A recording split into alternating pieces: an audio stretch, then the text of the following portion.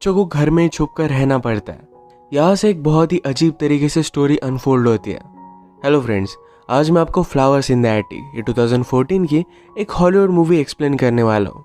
अगर आपको वीडियो अच्छा लगता है तो प्लीज़ इसे लाइक और कमेंट ज़रूर कर दीजिएगा। अब बिना किसी देरी के एक्सप्लेनेशन स्टार्ट करते हैं। मूवी स्टार्ट होती है और हमारी कैरेक्टर कैथरीन ही हमसे बात कर रही थी। वो कहती है कि लाइफ में कब क्या टर्न आ जाए इसके बारे में आप बता नहीं सकते। पहले तो हमारी लाइफ बहुत ही परफेक्ट थी, पर उसके बाद बहुत ही डेंजरस से टर्न आए। अब ये सब क्या था ये हमें फ्लैशबैक में पता चलेगा। हम कैथरीन की फैमिली देखते हैं जिसमें उसके छोटे से ट्विन ब्रदर और सिस्टर्स थे और एक बड़ा ब्रदर था जिसका नाम था क्रिस्टोफर। मदर का नाम था कोरिन और फादर का भी नाम क्रिस्टोफर ही था। फादर हमेशा अपने काम से ज़रा दूर रहते थे। आज वो घर पर आए तो उन्हें देखकर सब लोग बहुत ही एक्साइटेड थे। फादर ने भी सबके लिए गिफ्ट लाया था।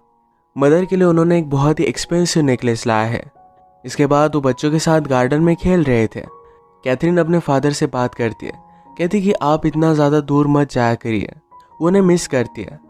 घर में सब लोग बिजी होते हैं और उस पर कोई भी ध्यान नहीं दे पाता। वो और कुछ बता पाती इससे पहले कोरिन अच्छी तरीके से तैयार होकर बाहर आ गई। वो एक्साइटेड थी क्योंकि फादर को प्रमोशन मिल गया है। अब वो और भी ज़्यादा बिजी हो जाएंगे। इस बात से कैथरीन को बहुत बुरा लगा। वो अपसेट होकर अपने रूम में चली गई। फादर उसे मनाने के लिए उसके पास आए। एक बहुत ही एक्सपेंसिव नेकलेस उसे गिफ्ट करते हैं। फादर ने कहा कि मैं जो भी कर रहा हूँ ये सब कुछ हमारी फैमिली के लिए है। नेक्स्ट सीन में हम देखते हैं कि इनके घर पर बर्थडे पार्टी थी। फादर ज़रा लेट हो गए। डोर पर नॉक आई पर ये पुलिस की थी। फादर का एक्सीडेंट हो चुका था और उनकी डेथ हो जाती है। सब लोगों को बहुत शॉक लगा। ट्विंस को तो अपने फादर की बहुत ज़्यादा याद आती थी। कोरिन बहुत ज़्यादा डिस्टर्ब होने लग गई। उसके पास पैसे भी नहीं थे। कैथरीन ने पूछा क्या हम ठीक रहेंगे। कोरिन कहती है मेरे पास कोई भी स्किल नहीं है। मैं सुंदर थी, इसी वजह से मेरी तुम्हारे फादर के साथ शादी हुई थी और वो कुछ ना कुछ करने का तो ट्राई कर ही रही है। पैसे ना दे पाने की वजह से कैथरीन का बैले क्लास भी छूट जाता है। कोरिन ने बहुत सारे लेटर्स लिखकर इन्हें पोस्ट कर दिया। थोड़े दिनों बाद कोरिन को लेटर्स का रिप्लाई आता है।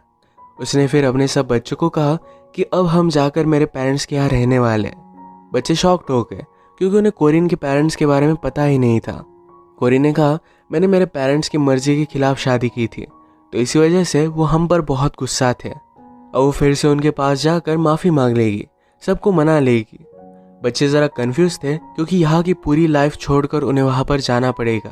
और कोरिन ने प्रॉमिस किया कि मेरे पेरेंट्स बहुत ही ज़्यादा रिच है, यहाँ पर इनकी जो भी सब चीज़ें थी इससे ज़्यादा वो उन्हें बाय कर देगी, क्योंकि वैसे भी ये लोन पे नहीं कर पाए तो इस वजह से बैंक सारी चीज़ें इनकी ले लेगी। इसके बाद कोरिन की सिटी में पहुँचे। वहाँ पर उन्हें लेने के लिए कोई भी आया नहीं था। वैसे ही रात में बहुत टाइम तक वॉक करते करते वो कोरिन के घर पर आ गए। कोरिन की मदर दरवाज़ा खोलती है। इसका नाम था ओलिविया। ओलिविया ने कहा कि देखो बिल्ली अपने साथ क्या लेकर आई। वो कोरिन को हमेशा बिल्ली बुलाया करती थी। बचपन से ओलिविया ने कोरिन को हेट ही किया है क्योंकि कोरिन अपने फादर से क्लोज थी। ओलिविया ने बच्चों को एक ऊपर का कमरा दिया जहाँ पर कोरिन के फादर उन्हें देख ना पाए। बच्चे घर में हैं ये एक सीक्रेट था। कोरिन अपने फादर को कुछ भी बताना नहीं चाहती थी। अगर फादर ने पहले उसे माफ़ कर दिया इसके बाद उन्हें बता सकती है। कोरिन ने समझा दिया कि मेरे फादर बहुत ही ओल्ड है, वो कभी भी मर सकते हैं। एक बार उन्होंने अगर मुझे फिर से एक्सेप्ट कर लिया फिर हम मिलीनियर बन जाएंगे। हमें इस तरीके से रहने की ज़रूरत नहीं पड़ेगी। कोरिन ने कहा कि मैं दिन भर यहाँ पर नहीं रह सकती। वो बीच बीच में उन्हें मिलने के लिए आती रहेगी। अगली सुबह ओलिविया बच्चों के लिए खाना लेकर आई। उसने कहा कि दिन भर तुम्हें खाना है, मैं फिर से तुमसे मिलने के लिए नहीं आऊँगी, या इस रूम में थोड़ा भी आवाज़ नहीं होना चाहिए। अगर ट्विंस को खेलना है तो ऊपर एटिक है, वहाँ पर वो खेल सकते हैं। बाथरूम यूज़ करते वक्त कभी भी लड़का और लड़की एक साथ नहीं जाएंगे। ओलिविया ने कहा कि अगर तुम्हारे ग्रैंडफादर को पता चला तुम लोग यहाँ पर रह रहे हो तो बहुत ही बुरा होगा। बच्चे फिर ऊपर एटिक देखने के लिए गए। ट्विंस को ये जगह खेलने के लिए अच्छी नहीं लगती, पर इनके पास कोई भी ऑप्शन नहीं था। इसे ज़रा इंटरेस्टिंग बनाने के लिए कैथरीन और क्रिस्टोफर ने उनके लिए झूला बना दिया।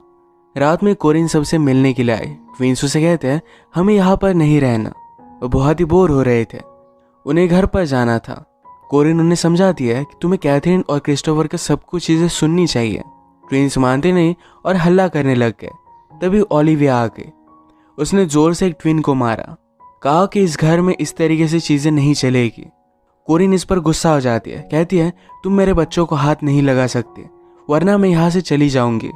ओलिविया ने कहा कि तुम्हें जो अच्छा लगे तुम कर सकती हो, ये मेरा घर है और मेरी सब चीज़ें यहाँ पर चलेगी।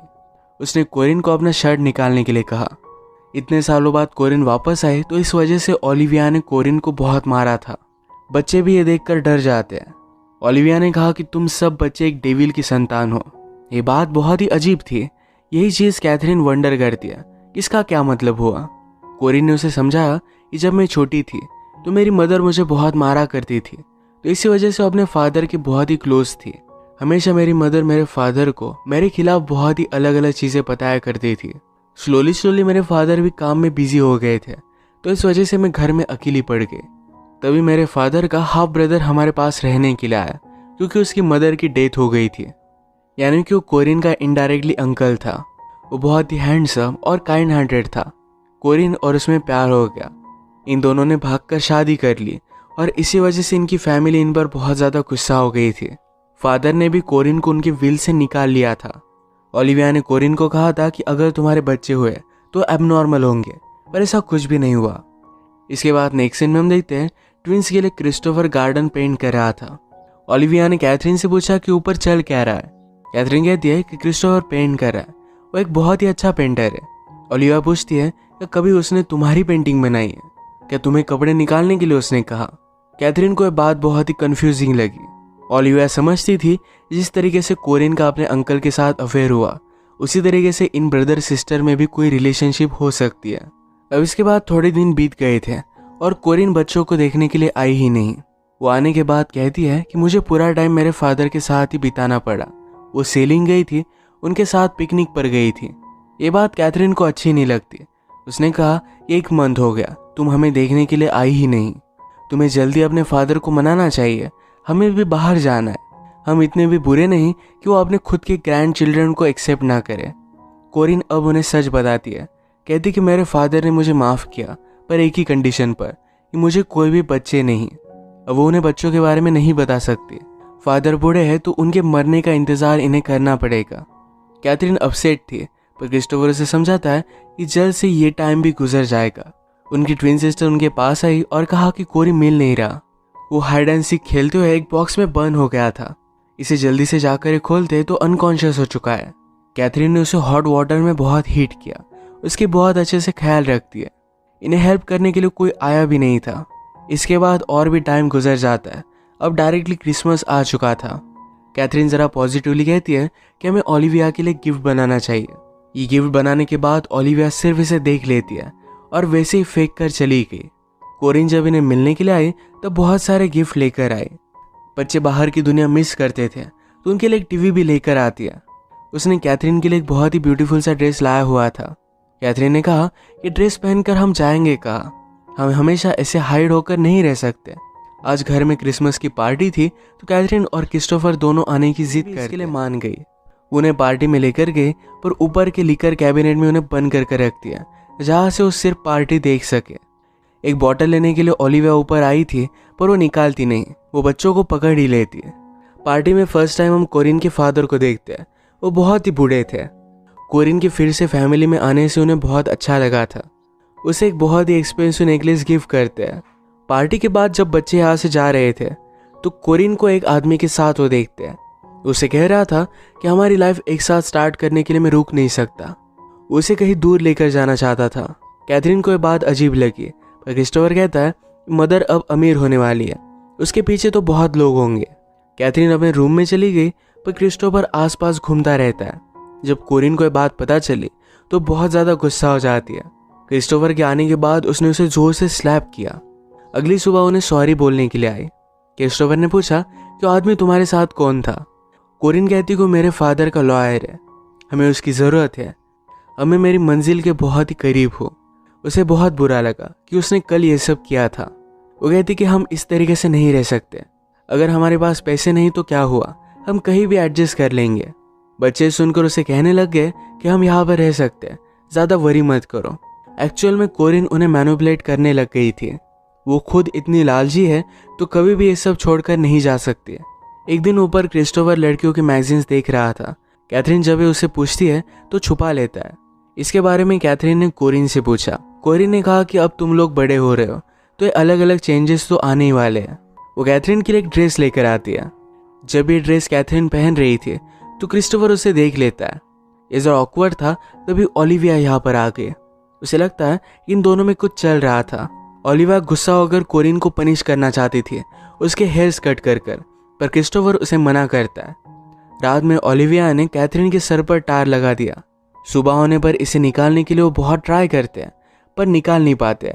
कैथरीन क्रिस्टोफर से कहती है कि तुम्हारी कोई भी गलती नहीं थी, तुम सिर्फ मुझे देख रहे थे। क्रिस्टोफर ने कहा कि तुम मेरे बहुत पास हो, मैं हमेशा लड़कियों के बारे में ही सोचता रहता हूँ। उसे लगता है कि कैथरीन बहुत ही ब्यूटीफुल है, पर वो इस तरीके से सोचना नहीं चाहता। कैथरीन के हेयर से टार निकालने का कोई भी वे नहीं था, तो उसने उसके सारे हेयर्स कट कर दिया। एक दिन कैथरीन जब डांस प्रैक्टिस कर रही थी तो क्रिस्टोफर और वो मस्ती करने लग गए। ये गलत है, रियलाइज कर एक दूसरे से दूर हो जाते हैं। आजकल ट्विंस बाहर जाने का नाम भी नहीं लेते थे। उन्होंने उन्हें खिड़की में आकर बाहर जाने के लिए कहा, पर फिर भी वो मानते नहीं। 1-2 साल ये सब यहीं पर रहे हैं। कैथरीन और क्रिस्टोफर को भी बाहर जाना था, तो रात में एक रस्सी की मदद से नीचे उतर जाते हैं। एक ब्यूटीफुल से लेक के पास आए। ये वंडर करते हैं कि क्या कोरिन उनके लिए कुछ करेगी।